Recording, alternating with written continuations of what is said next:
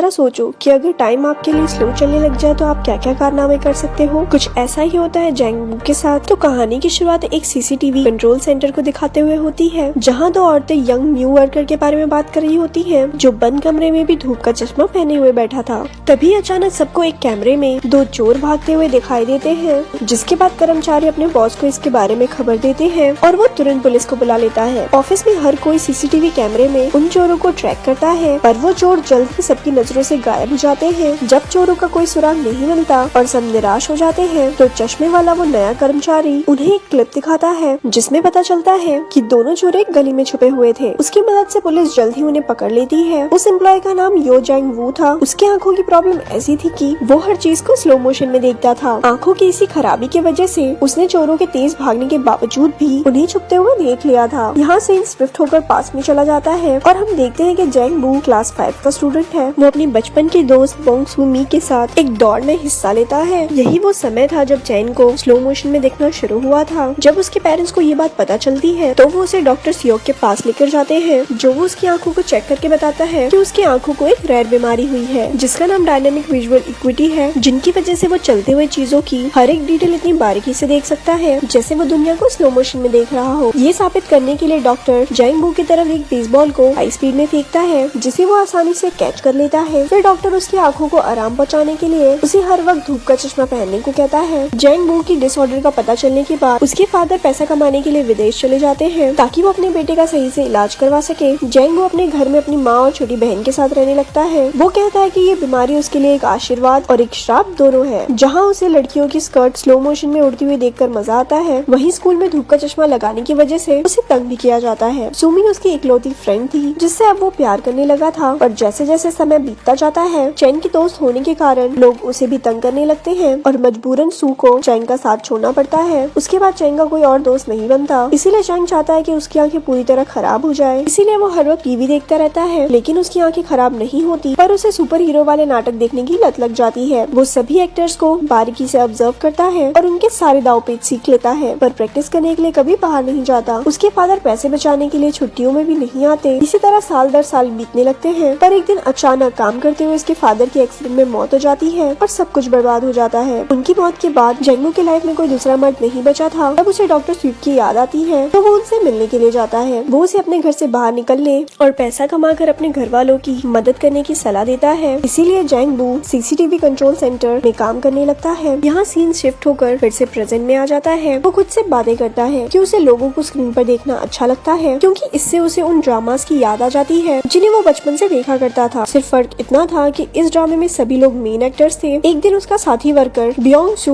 उनके बॉस से जैंग के बिहेवियर के बारे में बातें करता है। वो कहता है कि जैंग बहुत चुपचाप रहता है और किसी से बात नहीं करता। वो अपने बॉस से वादा करता है कि वो जैंग का ध्यान रखेगा, क्योंकि वो एक टैलेंटेड लड़का है। इसके बाद से वो जैंग के पास ही बैठने लगता है और काम के दौरान उसे बात करने की कोशिश करता है, लेकिन शर्मिला जैंग वू उसके सभी सवालों का जवाब सिर हिलाकर देता है और मुंह से कुछ नहीं बोलता। कैमरा मॉनिटर करते वक्त वो काउंट करता है कि एक निश्चित जगह पर चलने में लोगों को कितना वक्त लगता है। ब्योंग सू को ये सब अजीब लगता है, पर वो उससे कभी इस बारे में नहीं पूछता है। जैंग वू से घुलने मिलने के लिए वो उससे पूछता है कि कोई उसकी गर्लफ्रेंड है या नहीं। इस सवाल से जैंग वू को सुमी की याद आ जाती है और अगले ही दिन वो उससे मिलने के लिए उसके घर चला जाता है। सुमी बड़ी होकर एक खूबसूरत औरत बन चुकी थी, पर उसे पैसों की दिक्कत थी। उसका कर्जदार उससे झगड़ता है और सू को कहता है कि वो उसका घर बेचकर अपना कर्ज चुका दे। जैंग वू उसे दूर से देखता है, पर पास जाकर बात करने की हिम्मत नहीं जुटा पाता है। उस दिन से हर रोज वो सू को कैमरे में देखने लगता है। वो उसके डेली रूटीन को याद कर लेता है। सुमी हर रोज एक कॉफी शॉप में सोडा पीती है और जैंग भी यही करने लगता है। फिर वो देखता है कि सुमी रास्ते में पड़े एक बेकार सोफे को देखती है, तो अगले दिन वो उस सोफे को खींचकर कॉफी शॉप के सामने कर देता है, ताकि सुमी उस पर बैठ सके। रात में सुमी की नजर सोफे पर पड़ती है, पर वो ज्यादा ध्यान नहीं देती और उस पर बैठ जाती है। अगले दिन वो तेज बारिश की वजह से बस स्टॉप पर फंस जाती है। जैंग उसे मॉनिटर पर देखकर ब्योंग के साथ उसकी हेल्प करने पहुंच जाता है। वो ड्रामास की हीरो की तरह उसके सिर पर छाता खोलकर उसे बारिश से बचाने की कोशिश करता है, पर सू से लफंगा कहकर वहाँ से चली जाती है। इसके बाद जैंग और ब्योंग डॉक्टर सियोक के पास जाते हैं और जैंग उनसे सुमी को इम्प्रेस करने का तरीका पूछता है। वो जैंग वू से सुमी को फ्लावर्स देने को कहता है। अगले दिन सुमी को म्यूजिकल ड्रामा में ऑडिशन देने के लिए जाना होता है, पर उसे देर हो जाती है, तो वो मैनेजर को कॉल लगाती है और उसके कहने पर ऑडिशन के लिए रास्ते में ही गाना गाना शुरू कर देती है। उसके बढ़िया गाने को सुनकर राह चलते लोग उसे हैरत से देखने लगते हैं। जैंग वू भी फूलों का गुलदस्ता लेकर वहाँ पहुँच जाता है। सू का गाना खत्म होने के बाद वो उसे बुके देता है, पर सू को ये अच्छा नहीं लगता। वो कहती है कि वो इन फूलों की जगह जहर का बॉक्स ज्यादा पसंद करेगी। ये कहकर वो जाने लगती है कि तभी जैंगबो उसे उसके नाम से पुकारता है और उसके बचपन के दोस्त के रूप में अपना इंट्रोडक्शन देता है। पर वो कहती है कि उसका नाम बोंगसुमी नहीं ओसुमी है। और इस तरह जैंगबो को पता चलता है कि आज तक उसने गलत लड़की का पीछा किया था, पर अब बहुत देर हो चुकी थी क्योंकि अब वो उससे प्यार करने लगा था। उसी दिन शाम को अचानक से वो दोनों एक दूसरे से टकरा जाते हैं। जहाँ सुमी शॉपिंग कर लौट रही होती है, जैन को देखकर सुमी जैंग से अपने राशन बैग्स उठवाती है। फिर जब वो जाने लगता है तो वो उससे पूछती है कि वो बोंगसुमी को क्यों ढूंढ रहा है। तो वो कहता है कि वो उसे बचपन से चाहता है। दूसरे सुबह सीसीटीवी के मॉनिटर पर जैंगबो सुमी को फोन पर किसी से बात करते हुए देखता है। फोन करने वाला सुमी को बताता है कि वो म्यूजिकल ड्रामा में सिलेक्ट हो गई है। ये सुनकर सुमी रास्ते में ही खुशी से उछलने कूदने लगती है और नाचने लगती है और जैंगबो उसे स्क्रीन पर देखता रहता है। उस रात सुमी एक छोटे से रेस्टोरेंट में जश्न मनाने जाती है। जब वो देखती है जैंगबो बाहर खड़े उसे देख रहा है तो वो उसे अंदर बुला लेती है। वो दोनों आपस में बातें करते हैं और सुमी उसे अपने गाने का स्क्रिप्ट दिखाती है और अपनी लाइंस गाकर प्रैक्टिस करती है। जैंग उसे बधाई देता है और उसे भी अपना टैलेंट दिखाता है। रेस्टोरेंट में सभी लोग उस पर तेजी से स्पून फेंकते हैं और वो आसानी से कैच कर लेता है। अगले दिन जैंगबो सुमी के घर के पास चक्कर लगाते हुए अपने स्टेप्स काउंट करता है। योंग सू मॉनिटर पर उसे ऐसा करते देख समझ जाता है कि वो रास्ते को याद करने की कोशिश कर रहा है। काम से लौटते वक्त सुमी देखती है कि जैंगबो उसका इंतजार कर रहा है। वो दोनों रास्ते भर अलग अलग टॉपिक्स पर बात करते हैं और बातों बातों में सुमी को पता चलता है कि जैंग सीसीटीवी सेंटर में काम करता है और सारा दिन लोगों को देख सकता है। फिर वो दोनों उस कॉफी शॉप के सामने रुकते हैं जिसे सू अक्सर देखा करती थी। सुमी उसे बताती है कि उसे उस कॉफी शॉप के ओनर पर क्रश है और ये भी कहती है कि उसके पास शानदार कार है। जैंगबो को कॉफी ओनर से जलन होती है और वो काफी देर तक उसे घूरता रहता है। वो सू को इम्प्रेस करने के लिए उसे कार में घुमाने ले जाने का फैसला करता है और अपने ऑफिस में सबसे पूछता है कि किसी के पास कार है तो वो थोड़ी देर के लिए भाड़े पर दे दे ताकि वो सुमी को उसमें घुमा पाए। पर बदकिस्मती से किसी के पास भी कार नहीं होती है। अगले दिन घर लौटते वक्त सुमी को रास्ते में उसका कर्जदार मिल जाता है। वो उस पर चिल्लाता और धमकाता है कि अगर उसने उसका पैसा वापस नहीं किया तो वो उसे चोट भी पहुंचा सकता है। लेकिन जैंगबो और ब्योंग सही टाइम पर पहुंचकर सू को बचा लेते हैं। जब जैंगबो काम पर वापस आता है, सू भी एक कैमरे के सामने खड़े होकर थैंक यू चिल्लाती है क्योंकि उसे पता था कि सीसीटीवी कंट्रोल सेंटर में जैंगबो उसे देख रहा होगा। शाम को वो दोनों एक पार्क में मिलते हैं और काफी देर तक बातें करते हैं। जैंगबो उससे पूछता है कि अगर उसे कार मिल जाए तो वो क्या करेगी। इस पर सुमी कहती है कि वो रोज कार में बैठकर समुद्र के किनारे जाया करेगी। जैंगबो को कार नहीं मिलती तो वो रोज एक लोकल बस में ट्रैवल करके उसके ड्राइवर से दोस्ती कर लेता है। उसने कैमरे पर उस ड्राइवर को रात के समय कई बार अकेले बेसबॉल खेलते हुए देखा था, इसलिए एक रात वो भी उसके साथ उस खेल में शामिल हो जाता है और बात में उसे अपने दिल की बात बताते हुए उससे अपनी हेल्प करने के लिए रिक्वेस्ट करता है और वो मान जाता है। अगले दिन ब्योंग-सू, बस ड्राइवर और जैंगबो सुमी को बस स्टॉप से पिक करके सी दिखाने के लिए ले जाते हैं। इसके पे उन्हें भूसान जाना था। सुमी को खुश करने के लिए जैंगबो कुछ भी कर रहा था। उससे इम्प्रेस होकर सुमी उसे पसंद करने लगती है, पर अचानक से रास्ते में बॉर्डर पुलिस उनकी बस को रोक देते हैं और उस लोकल बस को दूसरे शहर में एंटर करने नहीं देते हैं। सुमी गुस्से में पुलिस वालों से लड़ने लगती है और ब्योंग-सू उसे शांत करता है। उनकी मेहनत बेकार हो जाती है और उन्हें सी देखे बिना घर वापस लौटना पड़ता है। सीन शिफ्ट होता है और जैंगबो का बॉस सबको बताता है कि शहर में औरतों को उठाने के केसेस बढ़ रहे हैं और उन्हें हर वक्त अलर्ट रहने की जरूरत है। ठीक उसी समय जैंगबो एक मॉनिटर पर सुमी को देखता है और वो तुरंत वहाँ से गायब हो जाती है। वो डर जाता है और भागकर वहाँ जाता है, पर वहाँ पहुंचकर उसे पता चलता है कि सुमी ने उसके साथ मजाक किया था क्योंकि वो जानना चाहती थी कि जैंग उसे बचाने के लिए आता है या नहीं। इसके बाद सुमी उसके चश्मे को हटा देती है और दोनों एक दूसरे के साथ लपलपाटा करते हैं। तो जैंगबो उसे घर छोड़ने के लिए जाता है और सुमी उसे अंदर आने को कहती है, पर सुमी देखती है कि कर्जदार उसके घर आए हुए थे और उन्होंने उसकी सारी चीजें बिखेर दी थी। वो उसे पैसा लौटाने के लिए धमकाते हैं। शोर सुनकर जैंगबो उसे बचाने के लिए आगे बढ़ता है, पर उसकी आंखें धुंधला जाने के कारण वो गिर पड़ता है। उन लोगों के जाने के बाद जैंगबो और सुमी बैठकर बातें करते हैं। कर्जदारों के फेंके हुए सामानों को समेटते हुए जैंगबो को सुमी की वो ड्रॉइंग्स मिलती है जो उसने स्कूल डेज में सुमी के लिए बनाए थे। तब सुमी जैंग को बताती है कि वो नहीं चाहती थी कि जैंगबो उसे उसके बचपन वाले रूप में पहचाने, इसीलिए उसने जैंगबो से अपनी असलियत छुपाई थी। जैंगबो ये सुनकर खामोश हो जाता है, जबकि सुमी मुस्कुराते हुए उन पेंटिंग्स को देखती रहती है। अगले दिन जैंग डॉक्टर सियोक के पास जाकर कहता है कि उसकी आंखें धुंधली हो गई है। डॉक्टर उसे बताता है कि उसकी बीमारी अब और बढ़ गई है, जिसकी वजह से जल्द ही उसकी आंखें पूरी तरह से खराब हो जाएगी। जैंगबो पहले से ही जानता था कि जल्द ही वो अंधा होने वाला है, इसीलिए वो जहाँ भी जाता स्टेप काउंट कर लेता था ताकि पूरी तरह से अंधा हो जाने पर भी उसे दिक्कत ना हो। एक तरफ जहाँ जैंगबो अपनी खराब होती आंखों से परेशान था, वहीं दूसरी तरफ सुमी को अपने कर्जों की फिक्र थी, इसीलिए वो अपना घर बेचकर सारे कर्जे चुका देती है, पर अब उसके पास रहने के लिए कोई जगह नहीं थी। जैंगबो स्क्रीन पर सुमी को अपने सामानों के एक बॉक्स के साथ एक दुकानदार से बात करते हुए दिखता है। ये अचानक से उसके साथ काम करने वाली लेडी को एक दूसरे स्क्रीन पर कार को उसी एरिया में चक्कर काटते देख शक होता है। वो करीब से उस कार के नंबर प्लेट को देखती है और नोटिस करती है कि वो कार एक भागे हुए किडनैपर की थी। वो फौरन अपने बॉस को खबर करती है और तुरंत ही पुलिस को भी इन्फॉर्म कर दिया जाता है। पर तभी कार सबकी आंखों से गायब हो जाती है और सुमी भी जैंग की नजरों से गायब हो जाती है। जैंग को डर लगता है कि कहीं सुमी को कुछ हो न जाए और वो उसे बचाने के लिए साइकिल लेकर निकल जाता है। रास्ते में उसकी आंखें पूरी तरह खराब हो जाती है और उसकी साइकिल एक कार से टकरा जाती है, जिससे वो गिर जाता है। बियोंसो कैमरे में ये सब देखकर उसकी हेल्प करने के लिए जाता है। उधर एक अनजान आदमी सुमी के पास जाकर उसका हाथ पकड़ लेता है, लेकिन वो उसे कहीं ले जाता इससे पहले जैंग उनकी तरफ दौड़ने लगता है। इसी बीच किडनैपर भाग जाता है और जैंग एक बस से टकराते टकराते बचता है। तभी पुलिस वहाँ आ जाती है और सुमी को पूछताछ के लिए ले जाती है। अब जैंग रास्ते में अकेला रह जाता है। तभी बियोंसो उसकी हेल्प करने के लिए आगे बढ़ता है। जैंग अपने दोस्त का हाथ पकड़ लेता है और अपनी आंखें खराब हो जाने पर दुखी होकर रोने लगता है। इस घटना को कुछ दिन बीत जाते हैं। सुमी अपने लाइफ में बिजी हो जाती है और जैंग को कांटेक्ट नहीं करती। जब भी उसे जैंग की याद आती है तो वो सीसीटीवी कैमरे को देखने लगती है। कुछ महीनों के बाद जैंग उसे अपने फेवरेट कॉफी शॉप में दिखाई देता है। वो खुश होकर उसके पास जाकर हाथ हिलाती है और वो जैंग को एक वॉकिंग स्टिक निकाल कर दूसरी तरफ जाते हुए देखकर शॉक रह जाती है। वो सारे रास्ते उसका पीछा करती है और फाइनली वो उस जगह पहुंच जाती है जहाँ एक आर्ट गैलरी थी। अंदर जाने पर वो देखती है कि पूरी गैलरी जैंग के हाथों से बनाई हुई सुमी की पेंटिंग से भरी हुई होती है। तभी जैंग को अकेले में ये कहते हुए दिखाया जाता है कि भले ही उसकी आंखें खराब हो गई हो, पर सुमी उसे अभी भी याद है। अगले दिन फिर से सुमी जैंग का पीछा करती है। इस बार जैंग से पूछता है कि वो कहाँ जाना चाहती है, तो सुमी समझ जाती है कि वो उसे महसूस कर सकता है। फिर दोनों एक दूसरे को हक करते हैं और मूवी यहाँ पर खत्म हो जाती है। ऐसी और